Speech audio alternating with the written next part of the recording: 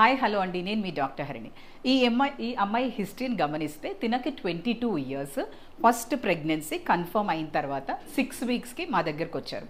తినకి vaginal scan చేసినప్పుడు డెసిడ్యువా అంటే లోపల ఎండోమెట్రియల్ లైనింగ్ అనేది చాలా థిన్గా ఉంది. అండ్ తినకి ఓవరీస్లో ఉండాల్సినటువంటి సపోర్ట్ కూడా, ప్రెగ్నెన్సీ సపోర్ట్ని మనం కార్పస్ లూటియల్ సిస్ట్ అంటాం, ఆ సిస్ట్ కూడా తనకు బోత్ ద ఓవరీస్లో లేదు. So we have decided to put her on progesterone injections and supplementations. ఇక వీక్ బై వీక్ ఇంజెక్షన్ ఇచ్చి మేము ప్రొజెస్ట్రాన్ సప్లిమెంటేషన్స్ ఇచ్చిన తర్వాత ఇది 4th వీక్. ఇప్పుడు తన ప్రెగ్నెన్సీ వెజైనల్ స్కాన్లో ఎలా ఉందో గమనిద్దాం రండి. సో ఇక్కడ నేను వెజైనల్ స్కాన్ చేస్తున్నాను పేషెంట్ మీద. సో ఇది యుట్రస్,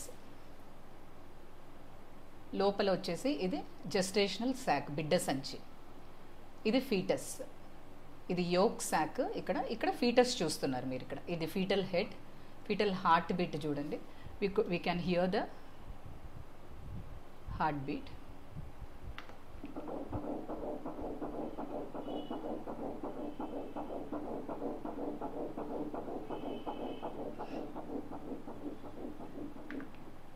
సో ఇదంతా లైకర్, నల్లగా ఉండి బిడ్డ చుట్టూ ఉన్నదంతా డార్క్గా కనిపిస్తుందంతా కూడా లైకర్.